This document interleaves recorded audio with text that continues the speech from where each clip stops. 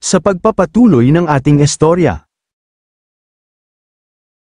Sa sandaling yun, sa wakas, ang maliit at payak na bangkang kahoy na yun ang siya palang Tai Hong Ark na pinangarap ni Li Fan. Sa pamamagitan ng mga salitang nakatatak sa pader ng libingan ng may-ari nito bago ang kamatayan, nabuksan ang lahat ng hiwaga. Ang pinuno ng libingang ito ay si Chen Hong, isang cultivator na nasa foundation establishment na yugto, na nabuhay mahigit 3,000 taon na ang nakalipas. Siya'y pinag-uusig ng kanyang mga kaaway, at sa kawalan ng pag-asa, nagtungo sa Immortal Forsaken Land.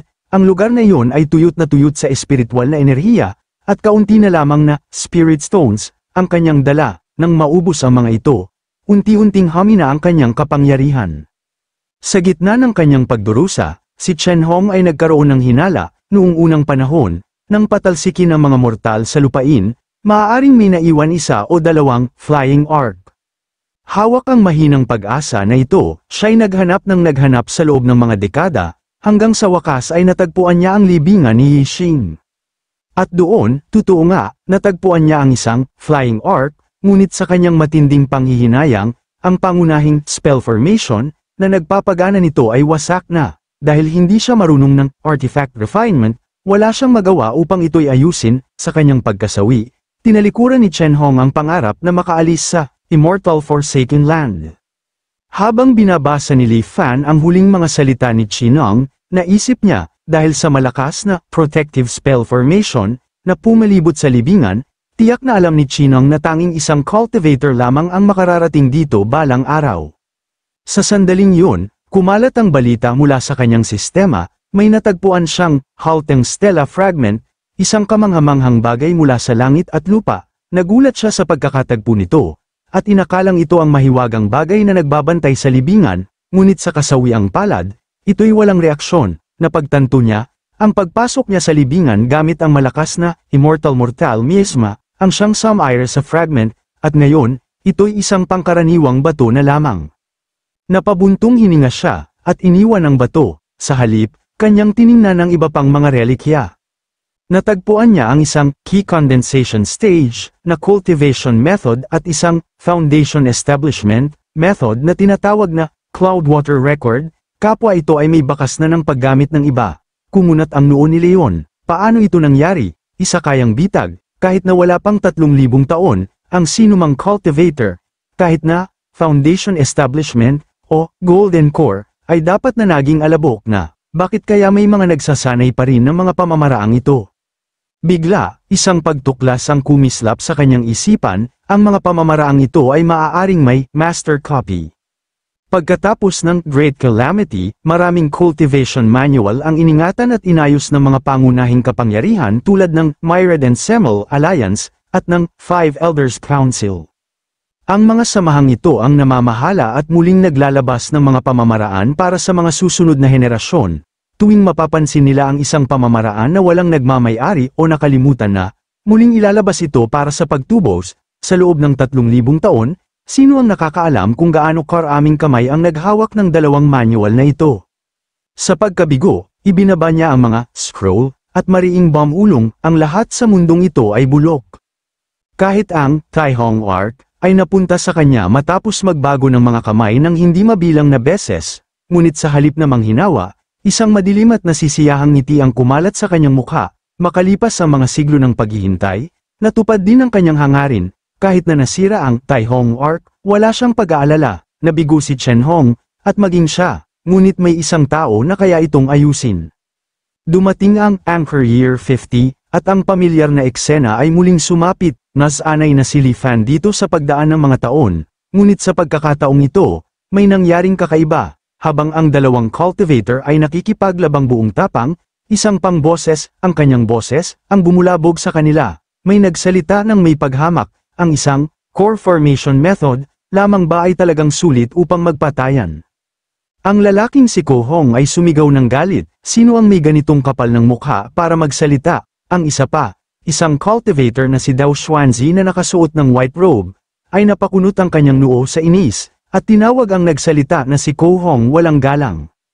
Tumungo ng mahinahon si Li Fan at anyayahan silang bumaba para magkaroon ng maayos na usapan. Pagkatapos ng sandaling pag-aatubili, ang dalawang cultivator ay bumaba at umupo sa harapan niya ng tahimik.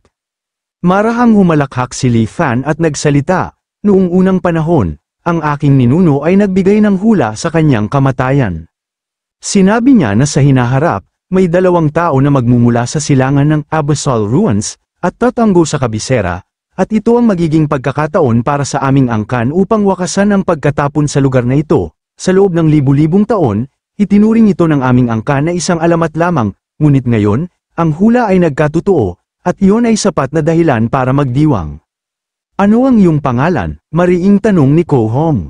"Ang matanda ay si Li Fan," sagot niya. Pinananatili ng cultivator na si Dao Xuanzi ang kanyang mga mata, at may pagdududa, inulit ang mga salita ni Leon, "Sinabi ba talaga ng iyong ninuno ang aming pagdating libu-libong taon na ang nakalipas? At ano ang ibig mong sabihin sa pagkakataong makaalis?" Nang marinig ito, ang ekspresyon ni Li Fan ay biglang nagbago, naging matalim at halos demonyo. "Pinagdududahan mo ba ako?" Kumunat ang noo ni Ko Hong at mariing nagsabi, "Ang bagay na ito ay parang kathang-isip lamang, naglakbay kami sa cultivation world sa loob ng mga siglo, ngunit kailan may hindi narinig ang sinumang may kakayahang mahulaan ang mga pangyayari libu-libong taon sa hinaharap." "Narinig mo na ba ang Taiyan sect?" tanong ni Li Fan. Agad na lumaki ang mga mata ni Ko Han sa pagkabigla. "Ibig mong sabihin, ang mismong sect na kilala sa buong sinaunang mundo sa kanilang kasanayan sa mga sining ng paghuhula?" Bago sumagot, mahinang huminga si Li Fan at sinabi sa kanila na manatiling kalmado. Ipinaliwanag niya, "Ang aking ninuno ay isang miyembro ng Taiyan sect. Ngunit hindi tulad ng iba, ang aking ninuno ay may kaunting interes sa cultivation mismo. Sa halip, siya ay ganap na nahumaling sa pag-aaral ng paghuhula at kapalaran.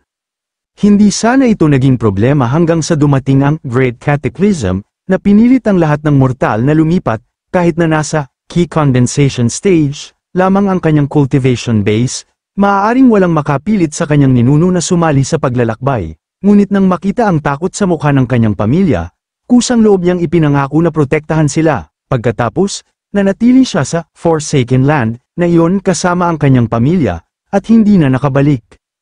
"Bakit mo pinigilan ang aming laban?" tanong ni Dao Xuanzi.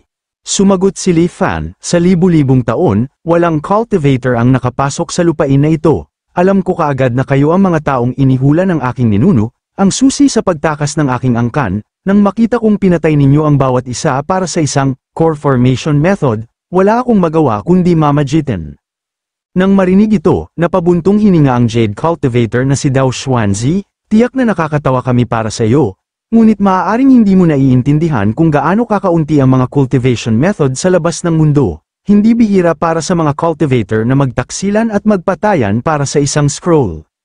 Napabuntong hininga si Li Fan at nagtanong, "Kailangan ba talagang mangyari yun?" Tiningnan siya ni Dao Xuanzi nang may pag-usisa, anupat na dama ang isang bagay sa kanyang tono. Bago pa siya makapagsalita, itinaas ni Li Fan ang kanyang kamay at nagsabi, "Bago namatay ang aking sariling anak, minana niya ang isang cultivation method na humahantong ng direkta sa Golden Core Realm." Nagulat ang dalawang lalaki, "Kahanga-hanga yun," sabi ni Ko Hong, "kung makukuha yun ni Dao Xuanzi, hindi na namin kailangang mag-away pa." "Ano ang gusto mo kapalit?" tanong ni Dao Xuanzi. Sumagot si Li Fan, "Ang huling nais ng aking ninuno ay simple, bumalik sa Taihang sect bago siya mamatay." Kasama ng cultivation method, ipinasa niya ang isang Dharma artifact na kilala bilang ang Taihong Art. Kahit na nasira, ang aking ninuno ay minsang ginamit ang Taihan Art of Deduction upang mahulaan na maraming taon mamaya. Dalawang cultivator ang lilito, isang bihasa sa swordsmanship, ang isa sa artifact refinement, magkakasama. Tutulungan nila ang kanyang mga inapo na ayusin ang Taihong Art, at wakasan ang pagkatapon sa Immortal Forsaken Land. "Tama ka," sabi ng cultivator na si Dao Xuanzi, "ang aking kapatid na si Ko Hong ay nakatuon sa sining ng Artifact Refinement, at ang kanyang espesyalidad ay tiyak ang Taihog Technique." Dagdag naman ni Ko Hong, "Magkaroon ng ganoong kalalim na kapangyarihan kahit nasa Qi condensation stage lang, talagang mahirap sukatin." Ngunit, iniwasan ni Li Fan ang usapan, tumalikod siya at inanyayahan silang makita ang pamamaraan.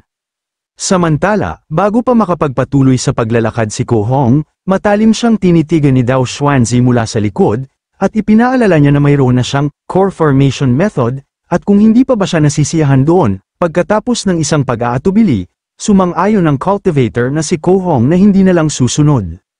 Ang ekspresyon ni Li Fan ay naging malamig at kalkulado habang inaakay si Dao Xuanzi, papunta sa silid sa ilalim ng lupa. Makaraan ng ilang sandali, bigla huminto si Dao Xuanzi nang mapansin ng nananatiling, immortal mortal misma, binalaan siya ni Li Fan, na siya ay isang mortal at dapat na mag-ingat, wala kaming magawa kundi protektahan ang pinakamalaking kayamanan ng aming pamilya. Hiniling niya ni Dao Xuanzi na siyasatin ang cultivation method na naiwan ng kanyang ninuno. Walang pag-aatubili itong binasa ni Dao Xuanzi ang pangalan at nabigla, sabi pa niya, ito ay ang Thousand Mysteries Jade Cosmos Golden Chapter, agad niyang napagtanto na ito ay isang nascent soul method. Inamin ni Li Fan, ang mga pangyayari ay nagkatotoo ng eksakto tulad ng inihula ko. Inamin ko, kanina sa harap ni Ko Hong, inilarawan ko ang mana ng aking ninuno bilang isang core formation method, lamang dahil natakot ako na magdulot ng masasamang saloobin. Nang marinig ito, masiglang binati ni Dao Xuanzi si Li Fan at pinuri, dahil sa kanyang matalas na pag-iisip, nangako siya, si Ko Hong, bilang isang eksperto sa artifact refinement, ay mahihikayat na tulungan ang pag-aayos ng Taihang Art ng buong lakas. Humalakhak si Li Fan at nagsabi, paninindigan ko ang pangakong yun, kapag naayos na ang art, ibibigay ko sa inyo ang Nascent Soul Method. Makaraan ng ilang sandali, mariing nagtanong si Ko Hong kay Dao Xuanzi sa pamamagitan ng isip, kung ganun, totoo ang sinabi ni Li Fan, talaga bang taglay niya ang isang ancestral core formation method? Bago sumagot, bahagya siyang sinipat ni Dao Xuanzi at malamig na tumugon, nakita ko talaga ang ancestral core formation method ng kanyang ninuno sa aking mismong sariling mga mata. Nang marinig ito, ang ekspresyon ni Ko Hong ay biglang nagbago, ngumisi siya ng nakakaloko at may halong pagmamalabis na isinumpa, kung ganon, kukunin ko ang pamamaraan sa pamamagitan ng lakas.